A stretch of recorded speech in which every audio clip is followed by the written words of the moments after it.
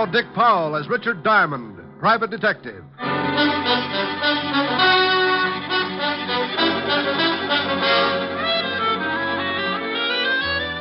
Hello there, this is Diamond.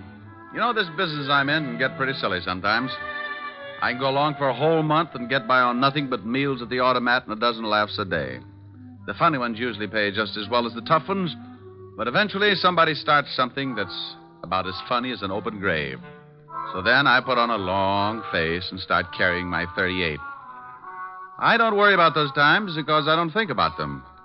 I just know they'll be around, and I know I won't have to bother about it unless I get my 100 a day in expenses. That's the equalizer. As long as I get that ever-loving loot in my little hot hand, Lucifer can walk in with a machine gun, and I'll arm wrestle him for the price of a hot dog. Last week, I stopped in the middle of a real yocker and realized that I'd been giggling overtime. That's right. The cycle had caught up with me, and the label on my future had changed from fun time to trouble, and no guarantee as to the date of expiration. What started all this? Well, one morning on 53rd Street, a couple of guys were just pulling up in front of a garage. This the garage? Yeah. Go on, drive in.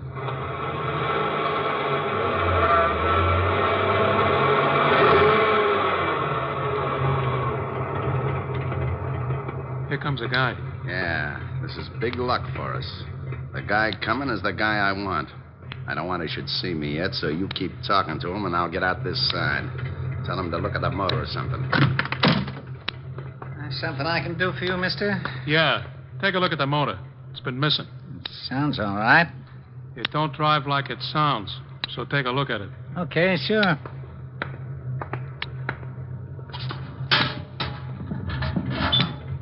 Race it once. Huh? I said race it once. He don't hear so well. Huh? Hello, Billy boy. Where did you come from? How did you get here? One at a time, Billy. I came in the car, got out the other side. You're looking good, Billy, real good. What do you want? How did you find me? Can't you ask just one simple question? You get so all mixed up, Billy. Look, leave me alone, please. Sure, Billy, I'll leave you alone. All alone, you louse.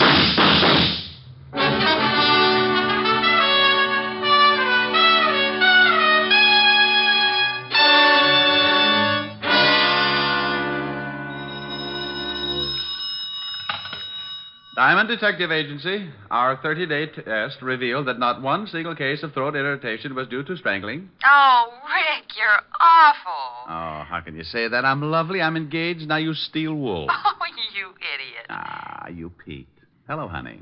Hi. Am I going to see you tonight? Sure, what'll we do?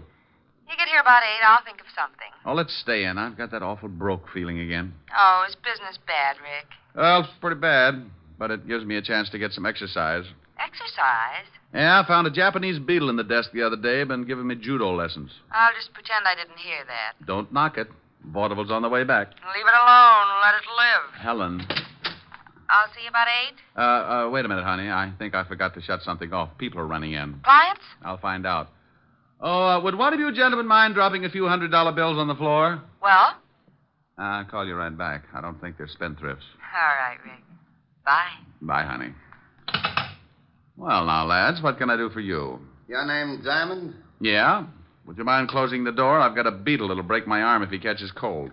Hey, this guy's screwy, boss. Shut the door like he says. You got a beetle, huh, funny man? Yeah, and I'll bet you 8 to 5 he can throw you. Well, if you have got a beetle, he must be running around your head, but I ain't got time to find out. You know something? I don't think we're going to get along. You may be right, funny man. It depends. On what? On whether or not you turn the bundle over to me. Look, Rockerhead, if you're looking for your laundry, you got the wrong Ben. I don't like the way this guy talks. No, but first we ask him nice. We want the bundle, funny man. You just said that. I say it again for you. Then if you don't get it, I make you understand. Like how? You couldn't point out Clyde Beatty in a lion cage. Here it is. Now try hard. I want the bundle. I know this'll throw you, but what bundle? He's going to be difficult, boss. Shut up. Look, Shamus, some of my friends think I'm kind of good-natured, but sometimes I fool them and get nasty. You should be ashamed of yourself. You want to know what bundle? I tell you. Maybe you snap out of it. The bundle the dame gave you, the $200,000. $200,000? 200,000 what? Girdles? That does it. Vern, see why the shamus is lying. Now, wait a minute, Buster. You go on the muscle with me, and I'll tear off your biceps and stuff them in your fat face. Vern. Yeah? Oh, nuts. Why is it a 38 always changes my mind, and I wanted to be so virile? I'm going to use this gun unless you tell us where you got the 200,000. Now, this is getting silly. No, it ain't. Well, It's getting bloody, see? Hey, now, what's going on? I told you, funny man. I want what you got. Well, what I got hurts, and you're welcome to it. You sure asked for it. No. Come on. You save your head from getting squashed, and me and Vern save a lot of time. Where you got the dough? Look, I didn't know what you were talking about when you started, and I'm just as stupid now. You are that, funny man. Vern? Hey, wait. Now, A gun barrel can cut you up pretty bad. You want to see how bad, or do you want to tell us? You think I like the massage? I tell you, I don't know what you're talking about. I don't like to be kept waiting, you. I don't like it none, see? Now you spill your gut, so my boy chops you up like hamburger. Open your yap and sing. Sing, you hear me? Okay, but you won't like it. I can't begin to tell you. Close his lousy mouth. Close it good. Oh, I knew you wouldn't like it. Now, funny man, you got a wisecrack? You gonna still make like a hero? Answer me, funny man, or I step on your face. Boss. Shut up. But, boss, Yeah. What do you want? he don't hear you. He's out. Huh? Oh. Well, what did you sap him so hard for, stupid? Maybe you turned him off for good. Nah, he'll be around in a couple of minutes. Then I can work on his ribs. He'll tell us where he's got the dough. I don't know. You don't know what? He's got the dough, you sure know that. Yeah, the dame says she give it to him. You think maybe she crossed you? You think she skipped? I think maybe we'd better find out. This shamus is pretty stubborn or pretty clean. I think we find out. How? You watch. I'll search the joint, then we'll get out of here. What about the shamus? He'll make it all right. I want him around for a while. After we find the dough, you can put him back to sleep.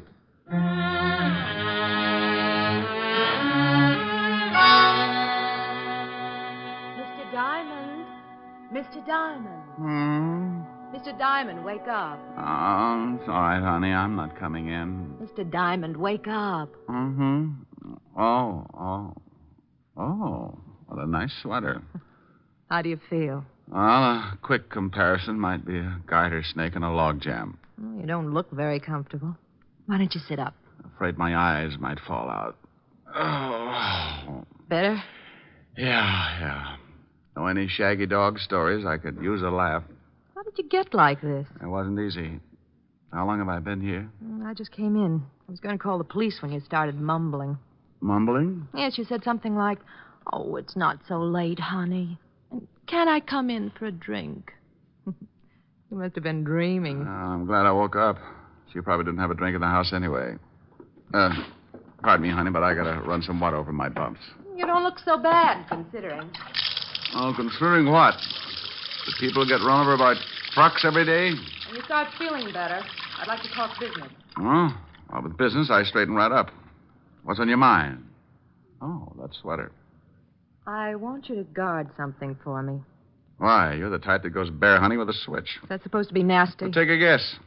I just get mauled up by two gorillas, and before they get nasty, they mention some dame and some money, and you know anything about it? Why should I? Well, I wake up, and there you are. I thought maybe you stopped by to see if the boys get a gold star for the work. I don't know anything about it. Now, do you mind if I sit down? No. I'm sorry, I haven't got anything more comfortable. Termites just walked out with my couch. What do you want guided, lover? I can't tell you what it is, but it's in a locker at the 42nd Street subway. I want you to pick it up and keep it with you until I call for it. I get $100 a day in expenses, and when I don't know what I'm doing, the fee looks like a skyrocket. Here's $500. Mm-hmm. When I pick up the item, you get $500 more. Ooh. And I'll be back in 2 days. Well, I was going to start looking for the guys who gave me this headache, but $1,000 makes me impatient. You, got the key to the locker? Yeah, right here. By the way, do you work nights, Mr. Diamond? Well, not in the office. Don't you think I ought to know your name? You get the item, and I'll introduce myself in 2 days. And I do keep a drink in the house, Mr. Diamond. She got up then and walked out of the room like Eve with half an apple. I put some iodine on my face and headed for the 42nd Street subway.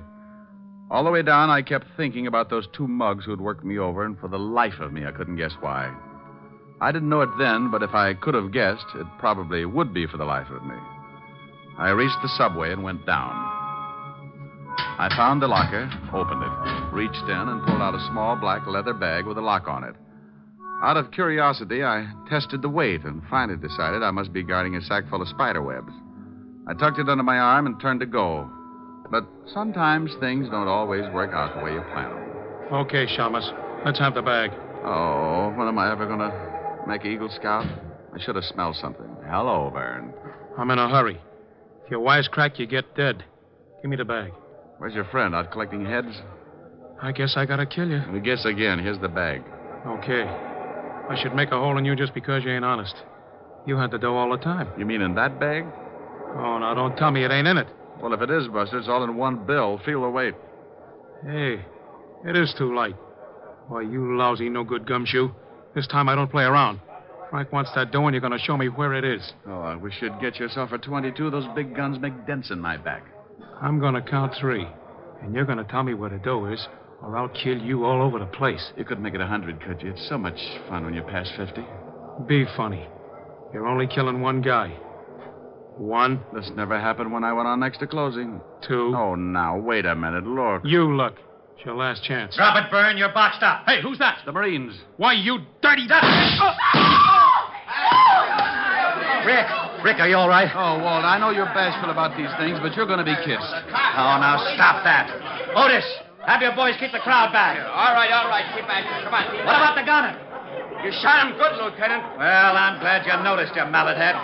Now, what about him? Hey, he's dead. How did you find that out? 20 questions? Oh, yeah? Well, I guess we saved your life this time. Well, I hope I can do the same for you sometime, Sergeant, but science will hate me. Oh. Now, don't you start blubbering again, Otis. I couldn't stand it.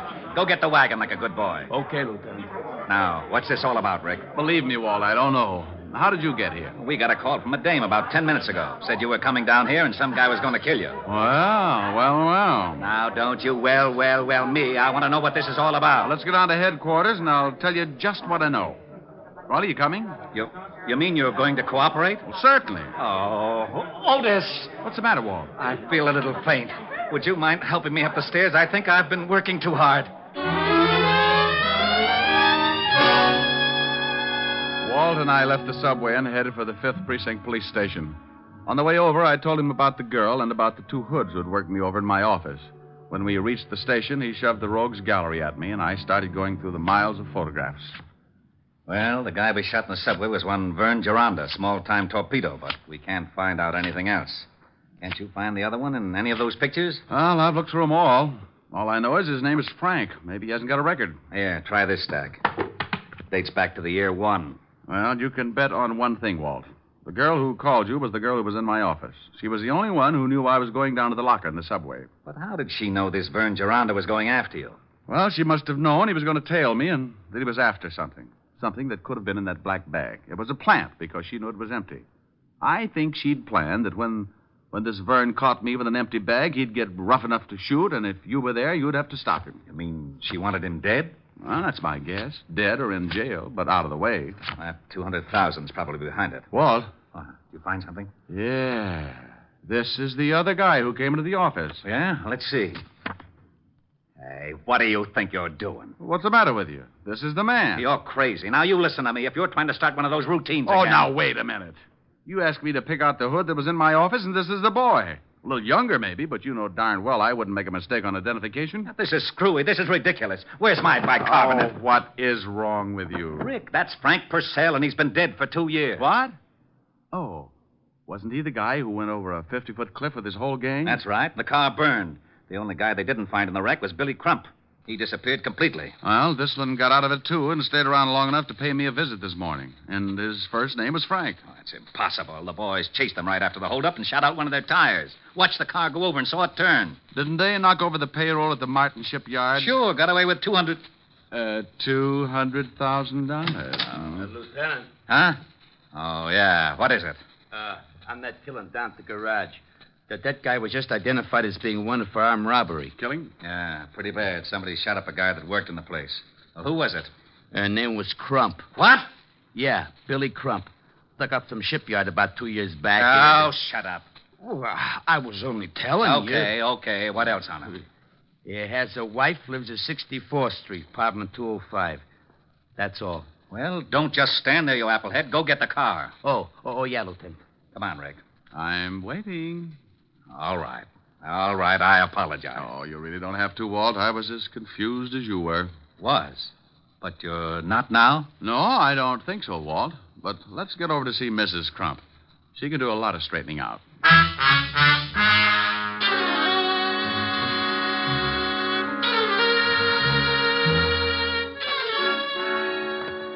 I hope Mrs. Crump is in.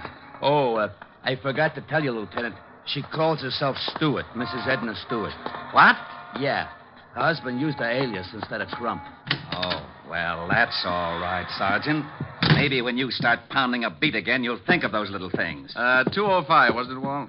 How about it, Sergeant? It was 205, wasn't it? Oh, yeah, Lieutenant. 205. That was it. I remember. I might make a few mistakes. Shut up. Walt, hold it down. I'm sorry. Otis. Yeah, Lieutenant. Shut up. Here it is, Walt. I'll give it a knock. Go ahead.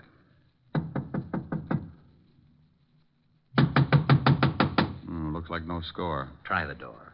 Why, Walt, without a warrant? Now, don't you start that again. If Frank Purcell is still alive, we're going to grab that 200 grand. We've got to work fast. Besides, I'm not trying the door. You are. Well, it's open, unstained, and honest. I suppose you'd like me to trip you just so you can say you fell in by mistake? Oh, come on. Pick up your big feet, Otis. That would be hard, even for Samson. Oh, yeah. Now, you listen to me, wise guy. I'm getting sick and tired of... Ooh, holy cow, Lieutenant. It's a body. Rick, how about it? Quite. Mrs. Crump. Mrs. Crump, Mrs. Stewart, the girl in my office this morning, no difference. I figured she might be the one in your office when I heard Crump had a wife. She must have had the 200 grand, and Purcell killed her for it. Well, you can bet the cash wasn't in the apartment because she was too smart to keep it here. Well, there are no signs of a struggle. From the way she's lying, she was probably sitting at this desk. Writing pad on the desk, Lieutenant. Keep your paws off of it. She was writing something. Went through to the bottom sheet. Yeah, numbers. Otis, start casing the place and have a conscience when you pass the icebox. Okay, Lieutenant. Too many numbers for a phone. Walt, what are we looking for? Purcell and the 200,000. Okay. Now, we don't know where Purcell is, but that 200,000 had to cool off until Crump could spend it. So? Now, where would be the safest place to keep that much cash? The numbers. Safety deposit box. You have just won yourself, Sergeant Otis. I should cut my throat first. Now, it's a cinch Purcell has gone down to the safety deposit box. Hey, I found a couple of plane tickets, Lieutenant. And it looked like they'd started to pack. Yeah, let me see them. Two for Mexico City and good for the first. That ties it. Would you mind whispering in my ear, or am I asking too much? Walt, when Mrs. Crump came to my office, she made it very clear she'd be back in 2 days. That's the first of the month.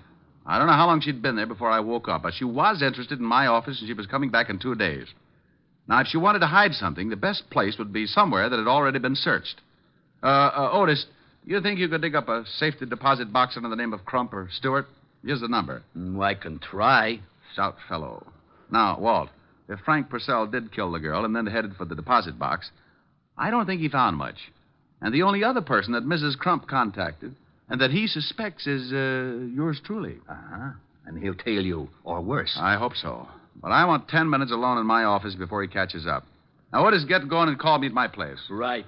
Now, Walt, I'm going to walk around for about half an hour and see if I can pick up a tail. Then I'll lead him to my office. I'll get there at exactly 2:30. You get there 10 minutes later. I think I'm going to need help.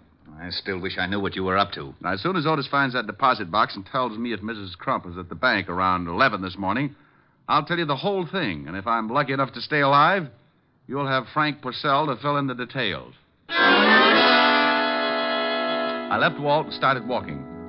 If Purcell was after me, he was too smart to let me spot him, so I just kept going until I'd used up the half hour, and I was on my way up to my office. Purcell wouldn't follow right away, so that gave me the 10 minutes I wanted. I went in and looked around. Nothing had changed. Desk, chair behind and chair in front. Small closet with sink, hat rack, and bookcase. I went to work on the bookcase first. Nothing. So I took the desk apart. I kept going. Closet, under the rugs, still nothing. I took a breather and tried to reason it out. If I had suspected something in the beginning, where would be the last place I'd look? Something I never used. I didn't have a vacuum cleaner, so that was out. Then I remembered something. Something the girl had said that morning. Do you work nights, Mr. Diamond? I looked up at the big light bowl hanging from the ceiling. A little lost weekend, but it was worth a try. I walked over and snapped on the light switch. Score for Diamond. With the light on, the bowl became transparent, and lying at the bottom, I could see the outline of a large bundle. I forgot to smile because the footsteps coming up at the hall sounded like company. I turned off the light, went over to my desk, and sat down with a very comfortable 38 between my legs. Well, good afternoon, rocker boy. Did you forget your bucket of blood? I forgot something? Sure, funny man. I forgot to leave you dead. Don't look so unhappy. You tried.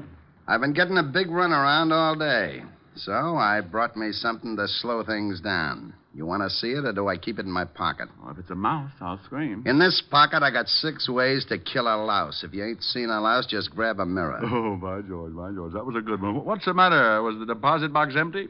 Oh, you know about that, do you? I figured you was working with a dame.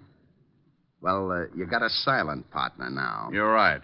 Last time I saw her, she was speechless. I'm going to do the same for you, funny man, but I make a deal. You say no or even maybe, and I'll kill you where you sit. You say okay, and I'll let you keep going till you choke on one of your jokes. You tell me if I'm right, and I'll give you a quick answer. You've been after Billy Crump ever since the shipyard robbery because he got away with the money. You finally found his wife, and she got scared. She bought 2 tickets to Mexico. How am I doing? Great. You tell a good story. When Mrs. Crump saw all that lovely cabbage, she got greedy. She got a hold of you and made a deal. Yeah, she was a pretty smart chicken. I knock off her husband, Billy, and she splits the dough with me. And if I guess right, at 11 o'clock this morning, while you were killing Billy Crump, she was grabbing the $200,000. So that's how it goes. But after we rubbed out Billy, she called and said the dough was planted with you. She wanted the dough herself. She used me to lead you to the subway. Right. Where were you? Upstairs. I figured something was up. Well, nice little plot. You kill her husband, the cops kill you and your torpedo, and bless her little heart, she winds up with a pot of gold. No, she winds up dead. The dough wasn't in the box, so she planted it somewhere. We saw her coming in here after we worked you over. Now, I think she stashed the bundle here while you was out cold. So, do I get it, or do you die? What are you going to do about that big, bad policeman outside the door? I'm going to laugh at him because he ain't there. Walt, stop snooping. Come on in. Hi. Well, what do you know? You wasn't kidding. This might mean a promotion, Purcell. You want to turn around and be a good boy, or do you want it the hard way? I stay the way I am. You're in a tough spot, Mr. Copper. If this funny man's a friend of yours, he's going to get it the minute you try your luck. Rick? Yeah, Walt? He's got a point. I might be lucky and get him just right, but it's a long shot, and if I miss, he'll pull the trigger on you. You're pretty smart for a copper. Walt? Yeah? The way it looks, we could be here all night unless somebody gets shot. That's the way it looks. What do you think, Purcell? Like I said, the cop guns me, I gun you. Silly, ain't it? Be a lot sillier if I had a gun. Funny, man, that would be a riot. Well, start laughing, Powell. You sure ruined that desk. I couldn't help it. Had the gun between my knees. I move, he shoots. Had to try it right through the desk. What are you sweating for? Me? I could use you for a shower. How's Purcell? Unhappy. How about it, Purcell? I ain't giving odds. Hey, funny man, you know something? You ain't so funny. Get the phone, Walt. Yeah? Lieutenant? Oh, no. Yeah? I found the box. The Crump dame was in the bank at 11 o'clock this morning. I found it pretty quick, huh? Hooray for you. Wait a minute. Rick, you were right about the... Hey, where did he go? Who, Lieutenant? King Kong. Now, you get your big fat head over here. Lieutenant. What is it? Okay if I turn on the siren? Oh.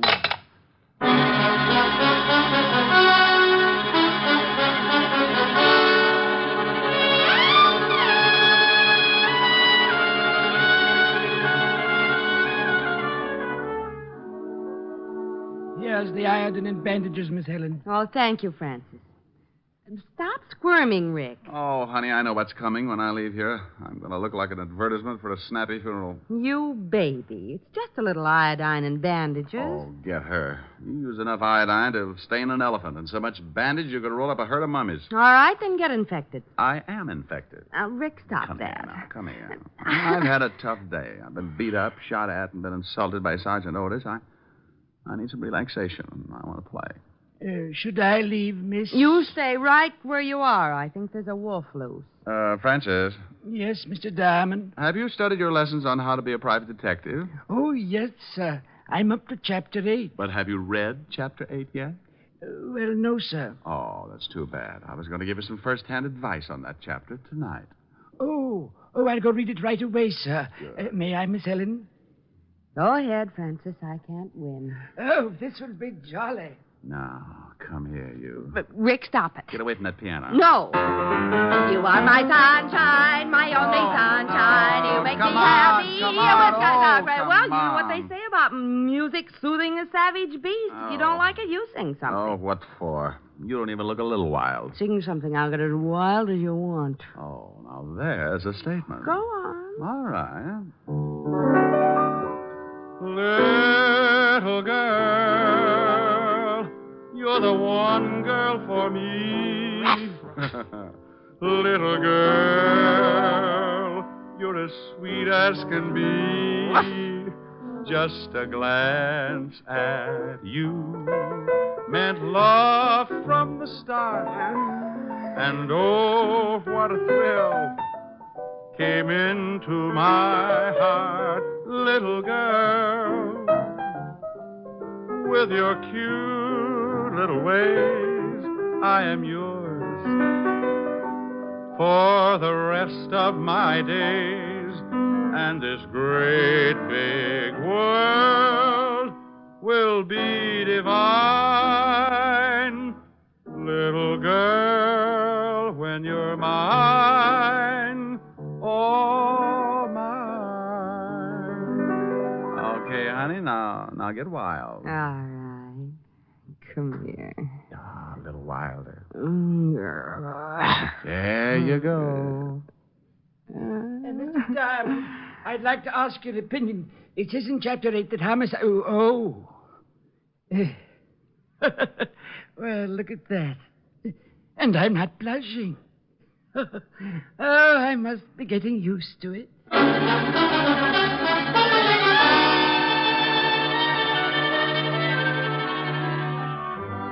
You have just heard Richard Diamond, Private Detective, starring Dick Powell. Helen was played by Virginia Gregg. Lieutenant Levinson by Ed Begley. Also in our cast were Wilms Herbert, Gene Bates, Robert Carroll, and Ted DeCorsia. Music was under the direction of Frank Worth. Richard Diamond is written by Blake Edwards and directed by Richard Sandville. Now here is Dick Powell. Ladies and gentlemen, if you've been enjoying our show, and I sure hope you have, be sure to listen on Monday evenings beginning October 3rd instead of Saturdays. Did you get that? Beginning October 3rd, we will be heard on Mondays instead of Saturdays. And check your local paper for the exact time. Dick Powell soon will be seen in the screen version of the best-selling novel, Mrs. Mike.